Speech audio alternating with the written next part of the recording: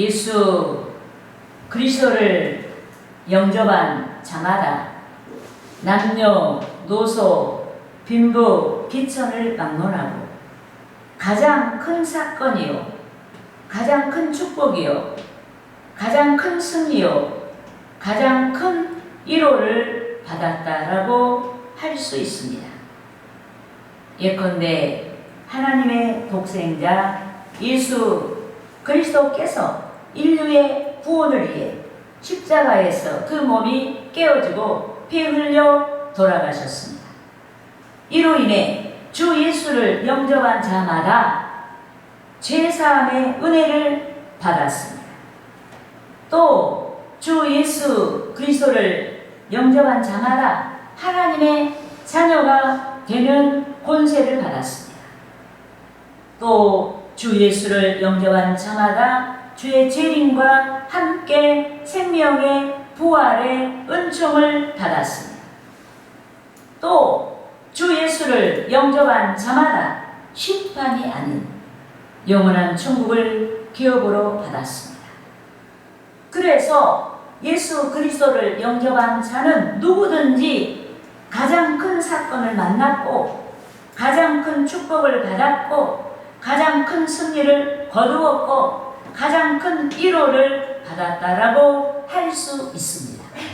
믿습니까? 아멘. 그런즉 성도는 여기 모인 우리는 남녀노소 빈부 기천을 막론하고 귀하고 막중합니다.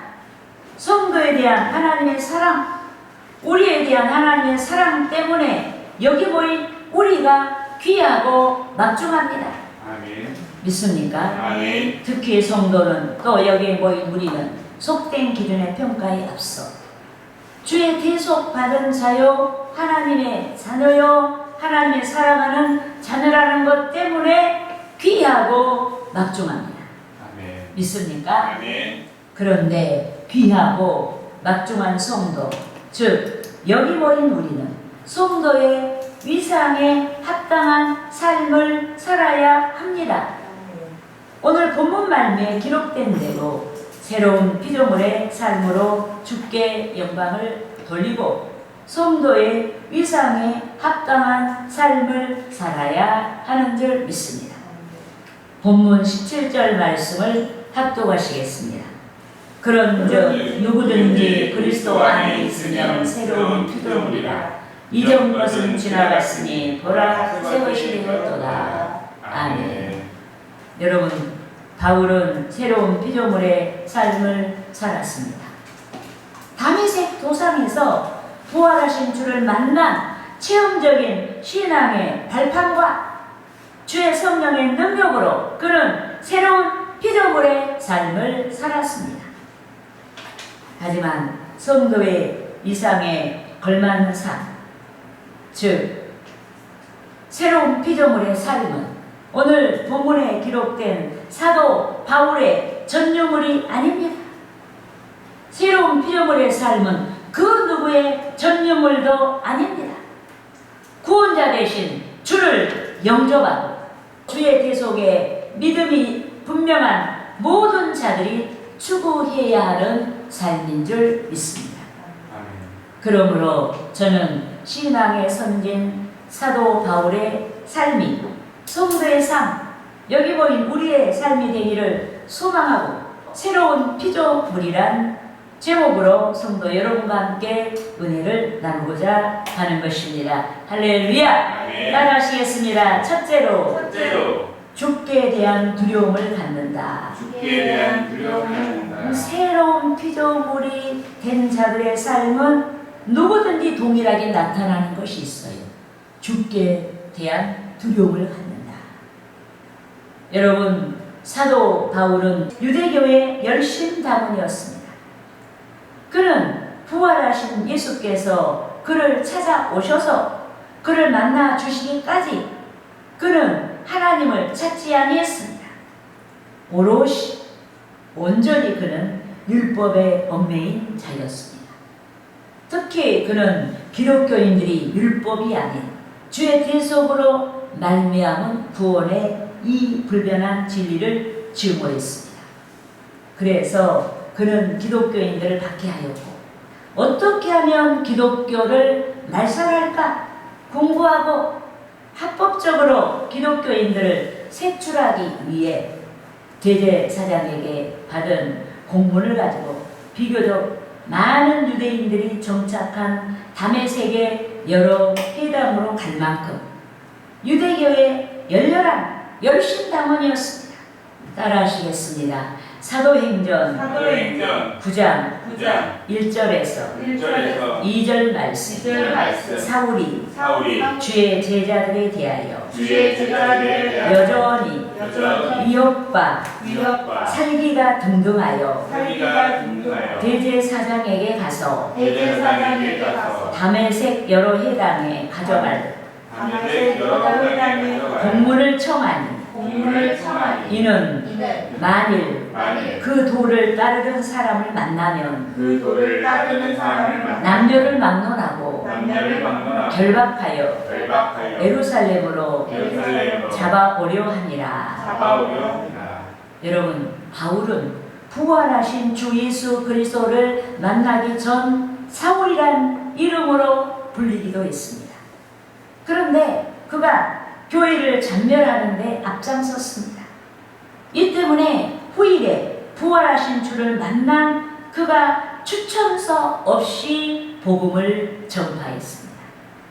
예컨대 당시에는 예루살렘 교회나 사도들이 써준 추천서가 있어야 복음의 정당성을 인정받을 수 있었습니다. 그런데 당시 예루살렘 교회나 사도들이 기독교를 심히 박해한 바울에게 쉽게 추천서나 소개장을 써주지 않았습니다. 하지만 바울은 추천서나 소개장보다 더 중요한 것에 대하여 역설했습니다. 부활하신 그리스도께서 바울을 직접 만나주시고 예수의 실체를 밝혀주신 두려움, 이 두려움의 일이 추천서보다 더욱 공신력 있다라고 역설한 줄 믿습니다. 본문 11절 말씀을 합독하시겠습니다. 우리는 주의 두려우심으로 알므로 사람들을 권면하거니와 우리가 하나님 앞에서 알려졌으니 또 너희의 양심에도 알려지기를 바라노라. 아멘. 여러분, 여기서 두려움이란 불신자들이 최후의 심판날 가지게 될 하나님에 대한 공포가 아닌 유익한 두려움을 뜻합니다. 즉, 주 예수께서 잘못 믿고 있는 바울 자신에게 오셔서 옳게 믿게 하신 그리스도를 체험한 자의 경외심을 뜻합니다. 그래서 그는 공신력 있는 그 누구의 추천서를 가지고 복음을 전했거나 자기를 스스로 추천하여 복음을 전하지 아니했습니다. 그는 오롯이 예수 그리스도를 만난 체험의 발로에서 그가 하나님 앞에 알려졌다. 바울이라는 사람이 어떤 사람인지 하나님 앞에 이미 알려졌다는 이 사실을 믿고 담대하게 복음을 전파했습니다. 그래서 그는 11절 중반절 이하에서 우리 하나님 앞에 알려졌으니 라고 역설했습니다. 그런즉 바울은 추천서나 인간의 자랑거리가 아닌 바울에게 역사하시는 영적인 능력과 성령의 역사만이 고린도 교회 성도들에게 알려지고 그들이 듣고 주를 자랑하고 주께 영광을 돌리도록 소망한 줄 믿습니다. 아멘. 본문 12절 말씀을 합독하시겠습니다. 우리가 다시 너희에게 자청하는 것이 아니요 오직 우리로 말미암아 자랑할 기회를 너희에게 주어 마음으로 하지 않고 예보로 자랑하는 자들에게 대답하게 하려 하는 것이다. 아멘. 여러분, 사도 바울이 추구하는 것은 외양, 즉 보이는 현세가 아닌 내세, 즉 영적인 세계였습니다. 그래서 그는 본문 중반절에서 오직 우리로 말미암아 자랑할 기회를 너희에게 주어라고 역설하였습니다. 그에게 나타난 영적인 능력과 성령의 역사를 증언함으로 고린도 교회 성도들에게 주 예수와 영적인 일들을 자랑할 기회를 주고자 했다라고 말씀하고 있습니다. 그런데 성도 중에는 여기 모인 우리 중 누군가는 영적인 자랑거리를 도외시하고 보이는 것을 붙잡고자 합니다. 이 때문에 넘친다고 생각이 되면은 교만에 빠지고 오만해지고 부족하다고 생각되면 하나님을 원망하고 좌절합니다. 여러분, 현세의 것이 제 아무리 좋아도 그것은 한시적이고 영원하지 않습니다. 또 그것은 우리에게 행복을 줄 수가 없습니다. 그것은 우리에게 구원도 줄 수가 없습니다. 여러분이 세상에서 완전히 성공했다고 해도 예수 그리스도를 믿는 그 믿음 하나를 못 쫓아가요. 거기에 비교할 바가 못 돼요. 여러분, 하나님께서 많이 당신을 좇는 성도에게 여기 모인 우리에게 평강이 되시고 위로가 되시고 성도의 길을 밝혀주시고 승리의 결말을 주시는 줄 믿습니다. 아멘. 그러므로 저와 여러분이 현세에서 우리의 자랑을 위한 현세를 구하지 말고 하나님의 자랑을 위해 현세를 선용해야 하는 것입니다. 할렐루야. 아멘. 따라하시겠습니다. 둘째로 둘째로 성도에 대한 성도에 대한 그리스도의 사랑의 강권함을 받는다. 강권함을 받는다. 그럼 새로운 피조물, 정말로 내가 새로운 피조물이 되었다면은 우리는 어떤 삶을 살아야 되는가 하면은 성도에 대한 그리스도의 사랑의 강권함을 받는 자들이 돼야 하는 줄 믿습니다. 아멘. 여러분, 현세는 시야로 발견될 수 있는 세계지만 영적인 세계는 시야로 발견되지 않습니다. 즉 하나님이 발견되지 않습니다. 예수님이 발견되지 않습니다. 즉 하나님이 발견되지 않습니다. 예수님이 발견되지 않습니다. 하나님의 나라가 발견되지 않습니다. 그렇지만 영원한 영적인 세계는 성령의 빛을 통해서 믿는 자들에 의해서 발견됩니다. 믿는 자들에 의해서 하나님이 발견이 되고 믿는 자들에 의해서 예수님이 발견이 되고 믿는 자들에 의해서 천국이 발견이 됩니다. 특히 성령의 빛으로 2000여 년 전에 십자가에서 돌아가신 예수께서 인류의 구원자 되심이 발견되는 줄 믿습니다. 우리는 다 2000년 전으로 돌아가서 타임머신을 타고 2000여 년 전으로 돌아가서 골고다 언덕에서 예수님이 십자가에서 못 박혀 돌아가신 이 역사를 보지도 못했어요. 그런데 우리는 믿는다 이 말이에요. 누가 믿음을 줘서 믿어요? 성령께서 우리에게 믿음을 주셔서 예수께서 우리의 허물과 죄를 대신 짊어지시고 돌아가셨다는 사실을 믿게 되는 줄 믿습니다. 아멘. 따라하시겠습니다. 고린도전서 12장 3절 말씀. 3절 말씀. 그러므로 내가 너희에게 알리노니 하나님의 영으로 말하는 자는 누구든지 예수를 저주할 자라 하지 아니하고 또 성령으로 아니하고는 누구든지 예수를 주시라 할 수 없느니라. 여러분, 지금 여러분들이 성령으로 한다 이 말이에요. 성령으로 하나님의 이름을 부르고 성령으로 하나님을 믿고 또 성령으로 예수 그리스도의 대속을 믿고 이 모든 것이 나의 신앙이 아니고 인간에서 비롯된 신앙이 아니고 성령이 나에게 주셔서 내가 그렇게 할 수 있다. 믿습니까? 여러분, 믿는 자들에게 주의 성령이 내재하시고 믿지 아니하는 자들에게는 성령이 아니 계십니다. 그래서 성도마다 성령의 빛으로 예수를 발견하고 예수를 가리켜 주님이시다라고 고백을 할 수가 있습니다. 하지만 믿지 아니하는 자들은 그리스도를 전도하는 자들을 향하여서 허무맹랑하다라고 합니다. 성령의 빛이 없고 이성과 오감만이 그들을 지배하기 때문에 복음을 가리켜 허무맹랑하다라고 합니다. 여러분, 유대 총독이 된 로마인 베드로가 예수 그리스도를 전도하는 바울에게 뭐라고 했냐면 서슴없이 말했어요. 서슴없이 너는 미쳤다. 미쳤다라고 공개문하게 많은 사람들 앞에 너는 미쳤다. 미친놈이다. 이렇게 말했습니다. 하지만 성령이 내재한 바울은 베드로에게 오히려 복음이 온전한 말이다. 복음이야말로 미친 말이 아니고 온전한 말이다라고 역설한 줄 믿습니다. 따라하시겠습니다. 사도행전 26장 24절에서 25절 말씀. 바울이 이같이 변명하며 베드로가 크게 소리내어 이르되 바울아 내가 미쳤도다. 내 많은 학문이 너를 미치게 한다 하니 바울이 이르되 베드로 각하여 내가 미친 것이 아니요 참되고 온전한 말을 하나이다. 여러분, 사람의 말은 이랬다 저랬다 합니다. 사람의 마음도 이랬다 저랬다 합니다.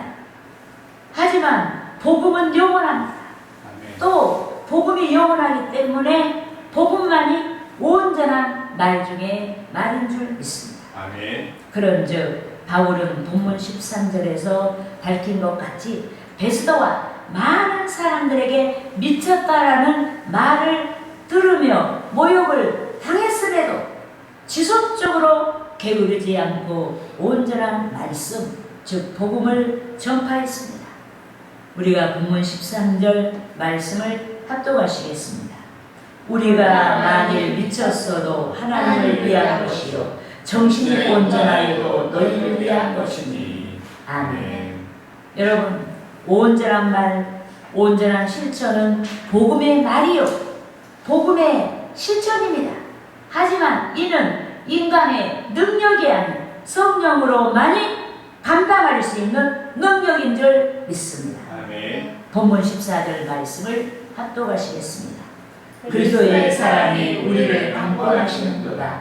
우리가 생각하건대 한 사람이 모든 사람을 대신하여 죽었은즉 모든 사람이 죽은 것이라. 아멘.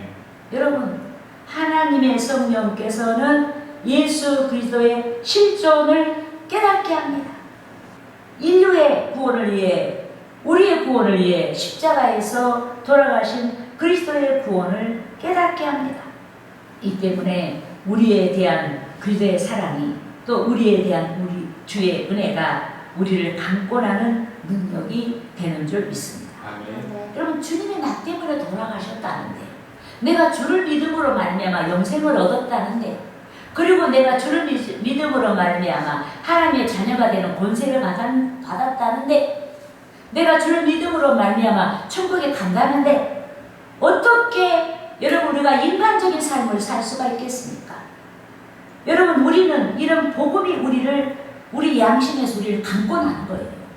내가 어떻게 하면 주를 위한 도구가 될까 하고 거룩한 근심을 하게 하는 줄 믿습니다. 믿습니까?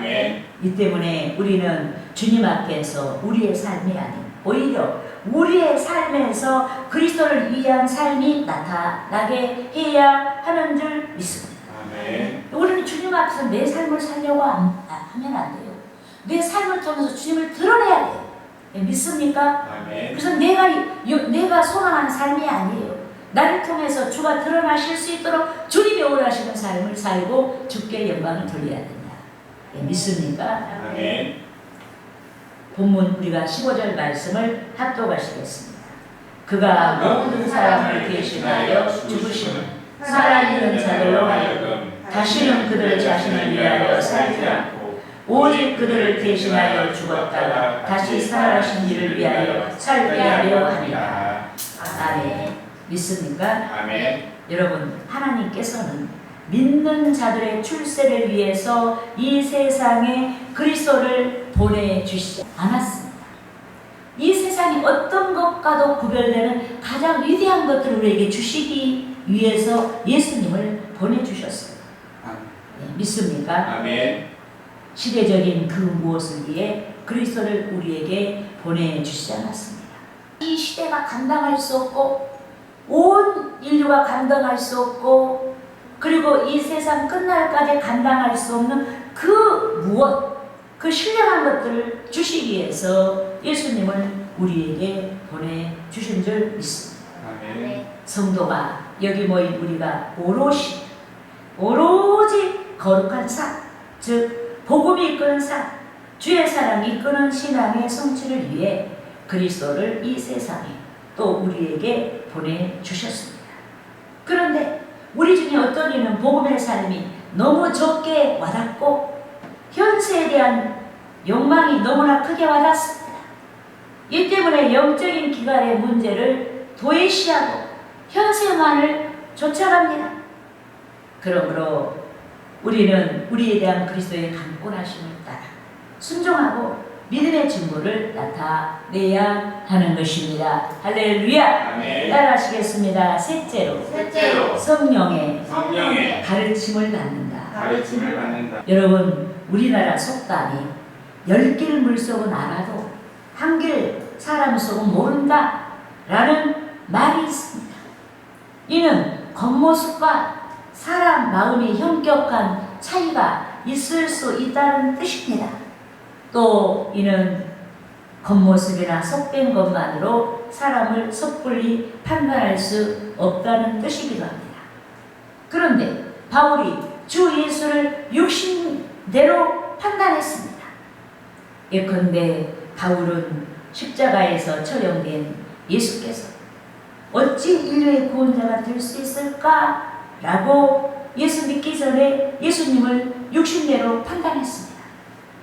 또 그는 예수께서 인류의 구원자라면 어찌 힘을 잃고 그 잔혹한 십자가에서 고통 가운데 돌아가실 수 있단 말인가? 판단했습니다. 다 육신대로 판단한 거예요. 또 바울이 자신에 대해서도 육신대로 판단했습니다. 하나님을 모독한다라고 믿는 기독교, 또 온전한 유대교를 해방한다라고 믿는 기독교를 해체하기 위해 그들을 박해하는 일에 앞장선 자신이야말로 하나님께 충성하는 성도라고 확신했습니다. 하지만 바울이 부활하신 예수 그리스도를 다메섹에서 만나자 진실이 드러났고 역전의 상황이 그 앞에 활짝 펼쳐졌습니다. 죄인 중에 괴수라고 믿었던 예수께서는 메시아, 즉 하나님이셨고 의인 중에 의인이라고 믿었던 자신은 죄인 중에 괴수였습니다. 따라하시겠습니다. 디모데전서 1장 15절 말씀.